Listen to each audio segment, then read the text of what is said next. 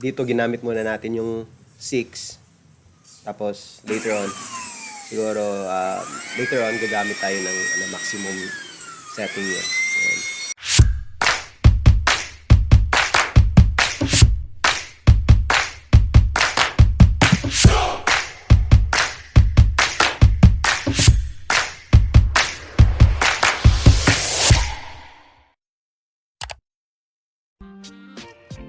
Hi mga online shoppers! Welcome to our channel. I'm Kuya Earl. In here, we order, unbox, and review products we buy online.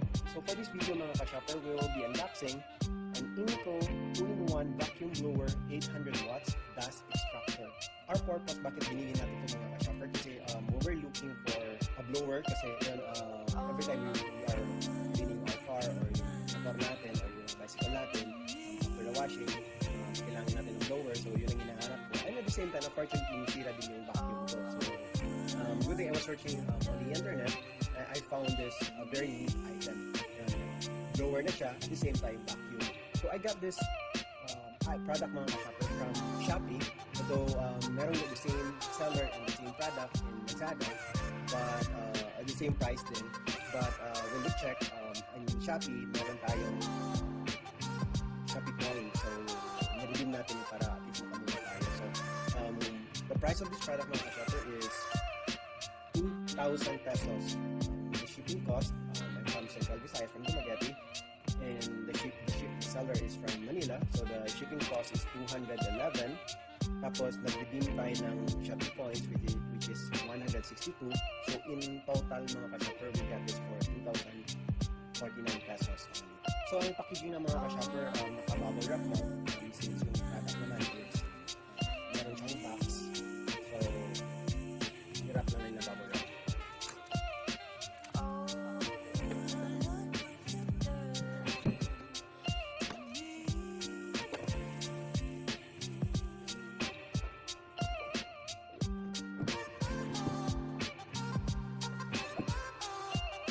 INGCO is well known for power tools mga ka-shopper. This is a China brand.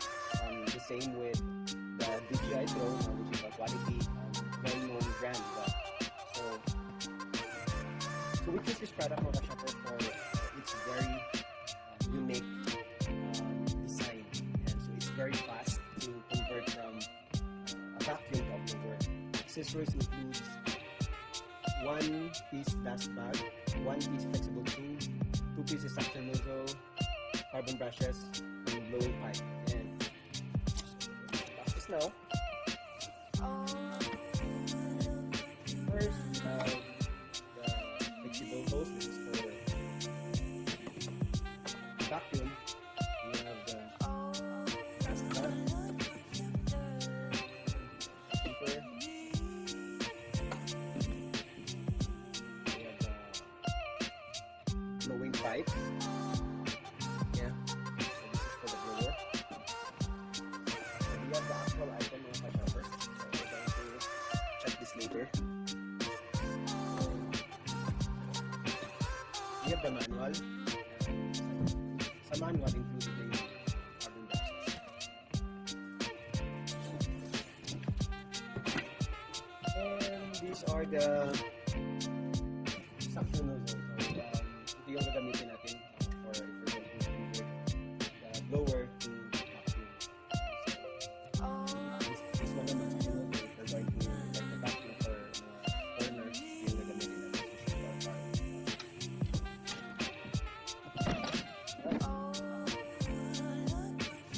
So we have the blowing pipe.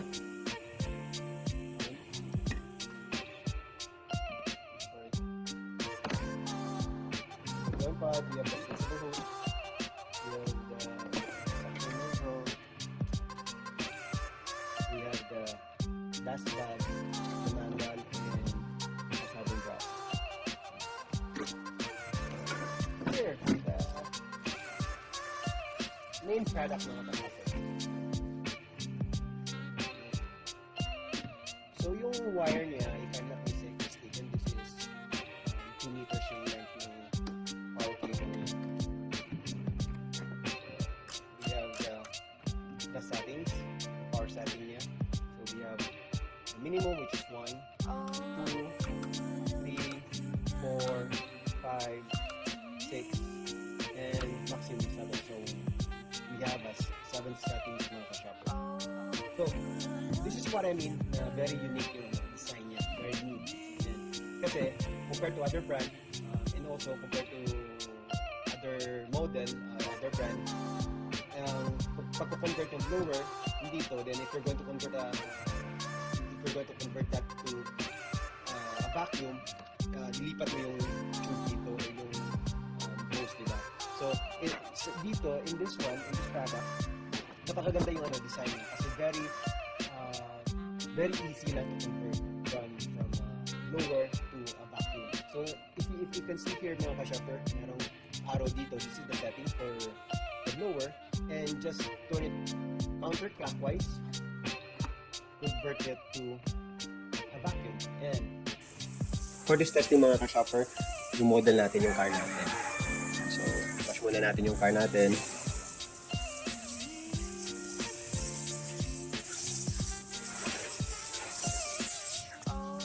So dito, sinatap na natin yung blower.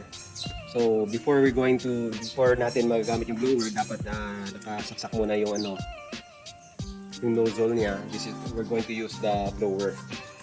So just to set the blower mga ka-shopper, we need to make sure na yung setting niya is nasa blow. Yun, yung arrow palabas.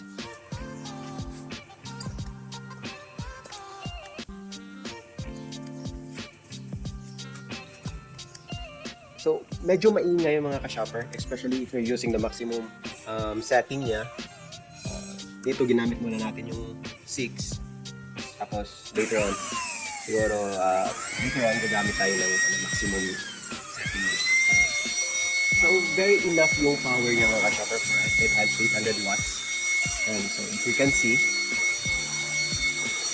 yung tubig, once yung blow, natamaan yung hangin, talagang patasok yung tubig. So, this is for drying na mga ka-shopper yung kotse natin at washing.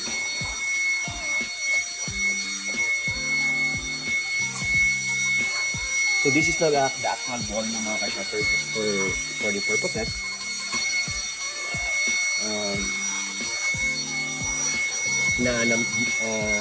Lower down the volume.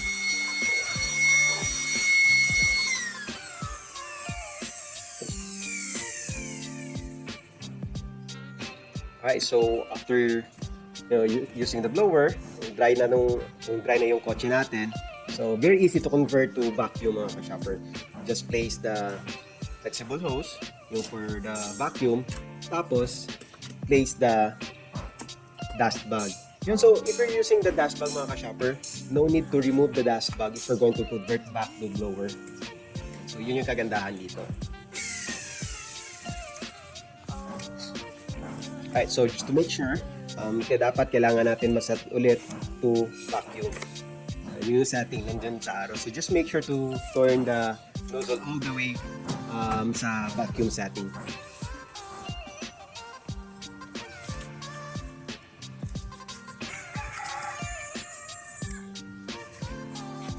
So pasensya na yung mat natin, medyo luma na. Sira na din. Papalitan natin yung later on.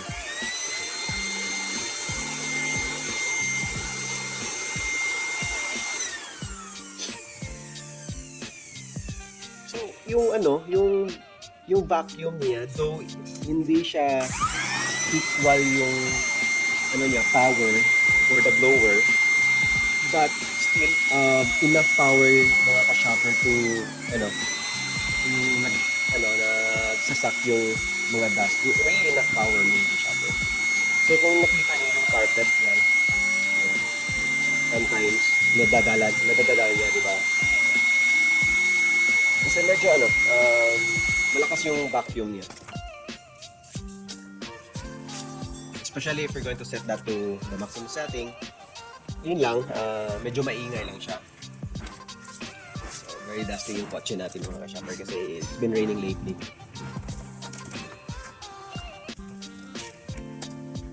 So, you can carry this around sa kotse mo. Then, for dusting yan, tapos then convert to vacuum. 2-in-1.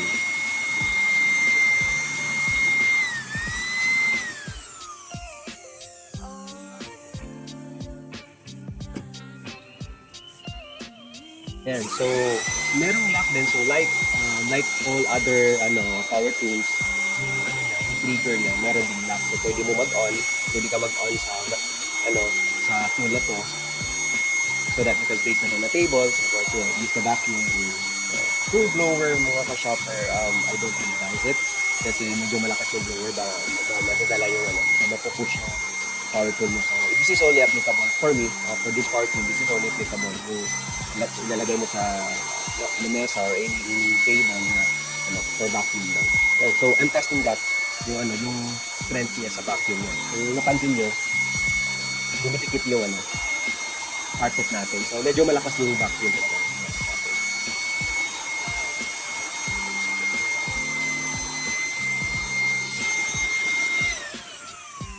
Yan.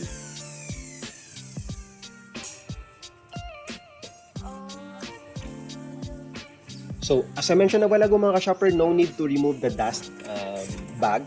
Kasi, yung intake niya, once you convert that to a blower, nandun sa yung yung papakita ko later kung saan yung intake ng air niya. Yan. So, make sure to set that to blower na naman. Yun yung tinuro ko, dun yung intake niya. So very functional. Quick to convert from vacuum to blower and vice versa.